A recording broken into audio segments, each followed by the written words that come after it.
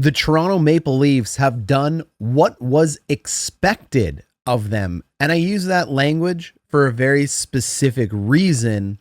Toronto was expected to win this series, but there was a moment in this series where people thought, are the Leafs really going to leaf again? Championship teams are born through getting through adversity, and it is very critical in the regular season and then the early rounds of the playoffs. They're able to face your demons, face your trials, overcome them. And I think Toronto took a nice step today in this game, and it will help them prepare for the Florida Panthers, which will be a much stronger test for the Toronto Maple Leafs. I think the Ottawa Senators today learned a lot of valuable lessons. I think they pushed the Leafs as far as the Senators could push the Leafs. I don't think you can make up or duplicate what you learn in the playoffs. And I think it takes between 1, 3, 4, a billion, sometimes you never get there, series in the NHL playoffs before you truly are ready to compete for a cup. Why do I use the term a billion? Sometimes you never get there. The New York Rangers never got there. The San Jose Sharks never got there. The Nashville Predators never got there. There are a lot of very good teams that develop, don't get there, and then fall apart. The Ottawa Senators' goal for the next few years is to continue building off the success through great draft picks, free agent acquisitions, trades, and lock up their current superstars for the long-term future as they come available. So good on Ottawa, good series. But really, I do want to focus on going forward, and that is the Toronto Maple Leafs. And this game taught us a lot. I thought the first goal was absolutely critical for the Leafs, and I thought the Leafs getting the first goal on the power play was more critical, and I think Auston Matthews scoring it is the trifecta. We were playing golf today because it's fantastic in Canada right now, great weather. Got a buddy who's a great Leafs fan, and he said the exact same thing before we even teed off. Huge Leafs guy. Matthews needs to score first. The Leafs need to score first. It better be on the power play. Well, bingo, bango, bongo, you get all three. Smart guy. I fully agree. And I think that's checkbox 1. Get it out of the way. Get out of your head. Let that power play start to cook. Get it to your best goal scorer. Get that pressure off them and get going. Now, it was a bit of a janky goal, but you know what? You're going to take it, especially against this stellar PK that I have seen from the Ottawa Senators. Last game, they were all over the Leafs. Puck goes from low to high, as the arrows just showed there from Auston Matthews. Matthews moves it over, and it's very critical with 5 forward groups that you're able to score here because, frankly, forwards are just more sensitive than defensemen. When they're in slumps, they really tend to get poutier than defensemen. I got no data on this, just thousands of games under my belt as a high-performance hockey coach with Hockey Canada. Goal scorers and top of the league players in any league, NHL, college, junior, AAA, doesn't matter. They can get into their own head much quicker than a defenseman can, in my opinion. That's why this was so big. So Matthews, give and go, right back and forth. And then he just steps in. There's nothing wrong here. It's just a bit of a brain fart from Linus Ullmark. He goes down and Matthews fools him. I mean, we got to give full credit to Auston Matthews here because what Ullmark is showing, he goes down into the butterfly. It means he can't see it, and he's hoping a puck is going to hit him. What makes this shot so cute, though, is that because it's along the ice, you're just never expecting those. It's like a changeup in baseball, a knuckleball, anything like that. You're not expecting a shot like this, and it slips in one of those spots, and we could call it lucky. We could call it a lot of things, but I do think it's a purposeful shot. I mean, take a look at the head here. He's looking to the right. He sees it's Matthews. It's going to shoot. And when you can't see a puck, you're going to guess as a goalie. Educated guesses. We've been talking about it all series. It's a skill. It's required. Take a look. He goes right back to the left as that shot is fired, thinking he has to get into his butterfly. He's looking for tips. It doesn't come.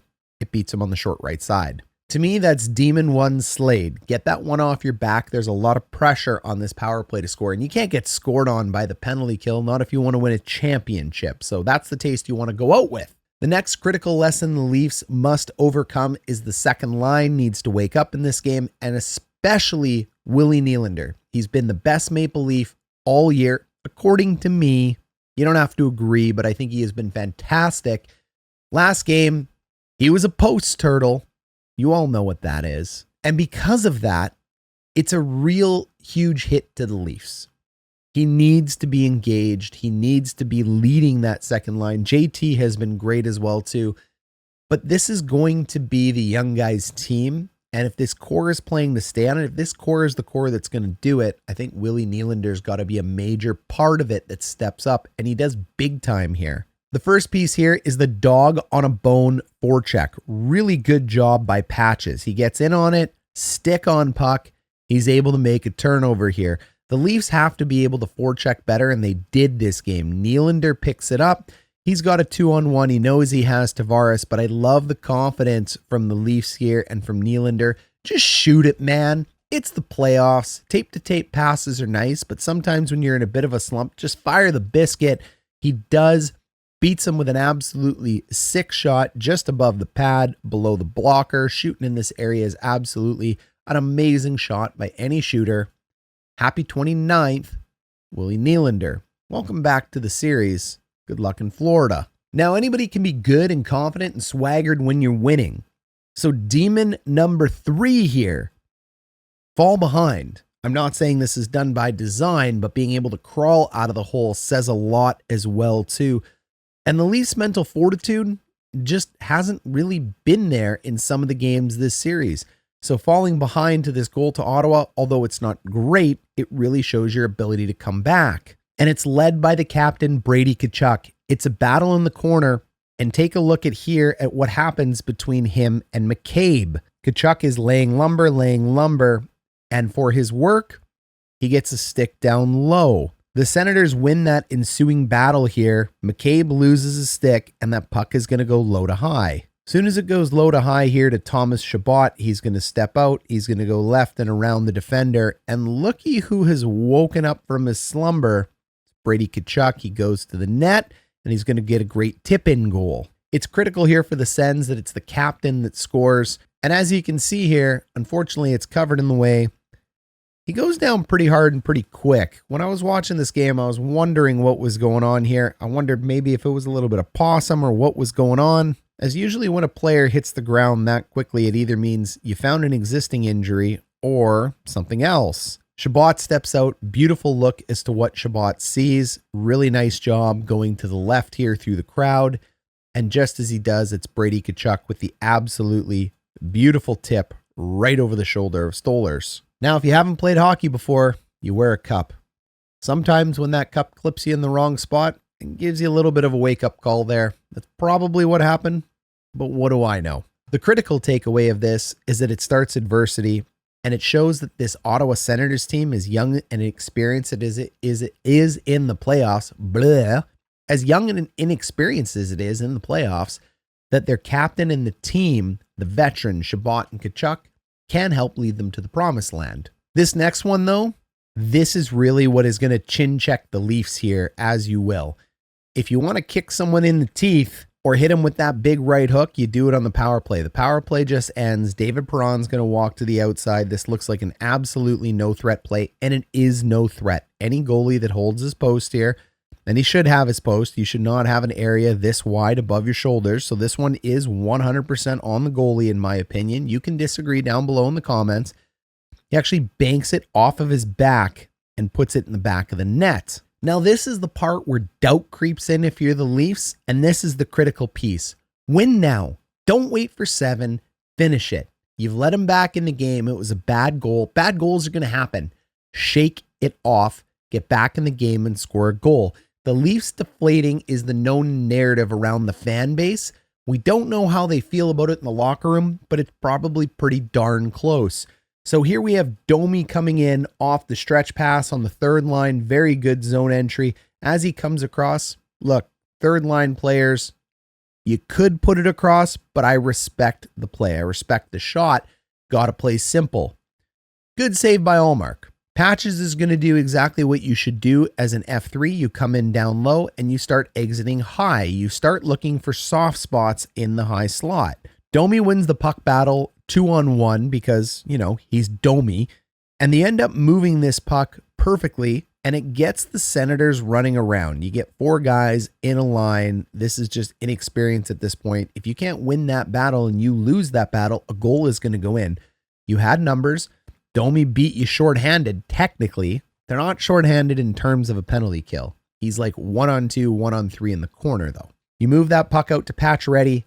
He fires on his stick, off his stick. That's exactly why you picked him up. Guys like Pacioretty, guys like McCabe, guys like Tanev, guys like McMahon, these are guys that are going to take you to a cup if they can. They're critical parts to the game.